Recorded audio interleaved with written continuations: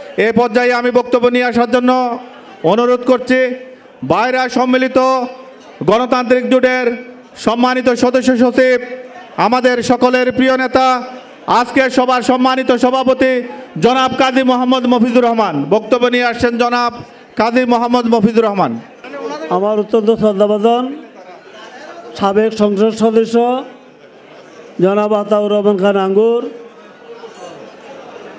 উপস্থিত বিশেষ অতিথি বাইরা সাবেক সিনিয়র সহসভাপতি জনাব শফিকুল আলম ফিরোজ, উপস্থিত বিশেষ অতিথি বর্তমান বাইরার সম্মানিত মহাসচিব জনাব আলিয়াদা চৌধুরী, উপস্থিত সাবেক উপজেলা চেয়ারম্যান বাইরার সাবেক সহসভাপতি জনাব আব্দুল সুবহান হাসান ভুইয়া, জনাব আবুল কালাম মনসুর আহমেদ কালাম সহ সম্মানিত অতিথিবৃন্দ, প্রিয় নেতৃবৃন্দ, বারাকাত ভাই এখন আমাদের বর্তমান সভাপতি দায়িত্বটা পালন করতেছেন। সবাই নাম বললে তো আসলে সময়টাই চলে যাবে, যেহেতু সময় সংক্ষেপ, দুই একটি কথা বলবো শুধু। আজকে যারা এই অনুষ্ঠানের সার্বিক তত্ত্বাবধানে ছিলেন, যাদের অক্লান্ত পরিশ্রমে আজকের এই অনুষ্ঠানটা সত্যিকার অর্থে আমাদের যে উদ্দেশ্য সেটা বাস্তবায়ন হয়েছে, আমি তাদের প্রতি কৃতজ্ঞতা রেখে সংক্ষেপে দুই একটি কথা বলতে চাই।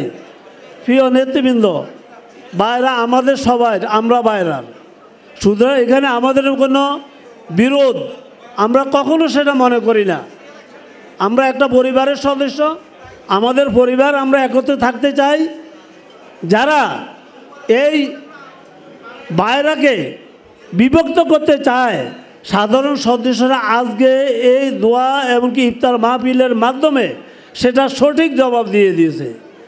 কারণ আমি তো মনে করেছিলাম 5 স্টার হোটেল ইন্টারকন্টিনেন্টাল রেখে এই যে এখানে একটা কনভেনশন সেন্টারে আমাদের সদস্যরা আসবে, এটা আমার কাছে খুব বেশি মনে হয়নি।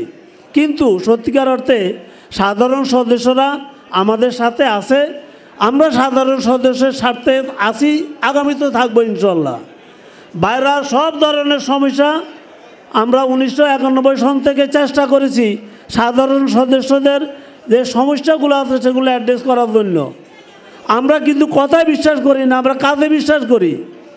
কিছু সংখ্যক সদস্য তারা বাইরেটাকে বিভিন্নভাবে প্রশ্নবিদ্ধ করার জন্য চেষ্টা করতেছে, তাদের উদ্দেশ্য কিন্তু সৎ নয়।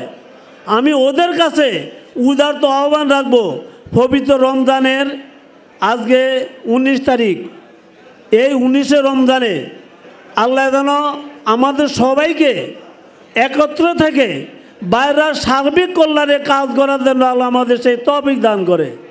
আর যারা বাইরের সমস্যা সৃষ্টি করতে চায় আল্লাহ যেন তাদেরকে হেদায়েত দান করে।